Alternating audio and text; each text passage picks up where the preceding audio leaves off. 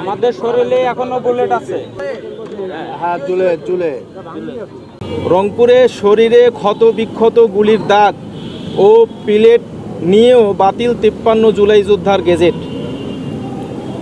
2024 সালের জুলাই আগস্টে বৈষম্য বিরোধী ছাত্র আন্দোলনে সারা দেশের মতো রংপুরেও লক্ষাধিক মানুষ রাজপথে নামেন। 16 জুলাই বেগম রোকেয়া বিশ্ববিদ্যালয়ের ছাত্র আবু সাইদ পুলিশের গুলিতে নিহত হলে আন্দোলন আরও তীব্র হয়। পরবর্তীতে 19 জুলাই আবারও পুলিশের গুলিতে রংপুরে আরও 6 জন নিহত ও 2 শতাধিক আহত হন। 5 আগস্ট সরকার প্রধান দেশ ত্যাগের পর প্রধান উপদেষ্টা পরিষদ আন্দোলনে নিহত আহতদের পুনর্বাসনের উদ্যোগ নেয়। শহীদ পরিবার ও আহতরা মেডিকেল নথিসহ আবেদন করেন।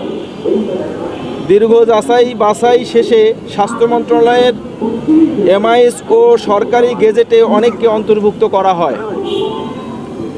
যাচাই প্রক্রিয়ায় জেলা প্রশাসক, ইউনো, সমাজসেবা ও মেডিকেল বোর্ডের প্রতিনিধিরা যুক্ত ছিলেন। যাচাই বাছাইয়ের দীর্ঘ 8-9 মাসের মাথায় পূর্ণাঙ্গ যাচাই বাছাইয়ের জন্য রংপুর জেলার 8 উপজেলার আহতদেরকে ডেকে নেওয়া হয় রংপুর জেলা প্রশাসকের কার্যালয়ের এডিএম রুমে। সেখানে মেডিকেল বোর্ড গঠনের মাধ্যমে পূর্ণ যাচাই বাছাই করা হয়।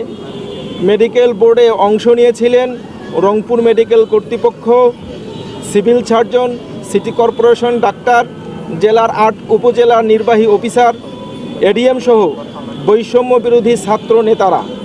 যাচাই বাছাই শেষে 3 ক্যাটাগরি অনুযায়ী সরকারি ভাতা চালু করেন উপদেষ্টা পরিষদ।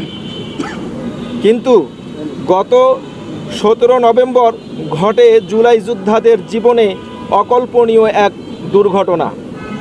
হঠাৎ কোনো ধরনের কারণ দর্শানো ছাড়াই স্বার্থন্বেষী একটি কুচক্র মহল নিজেদের স্বার্থসিদ্ধির কারণে সাবেক জেলা প্রশাসক রবিউল ফয়সালের সহযোগিতায় 53 জন গেজেটভুক্ত জুলাই যোদ্ধার নাম বাতিল চেয়ে মুক্তিযুদ্ধ মন্ত্রণালয়ে আবেদন জানায়।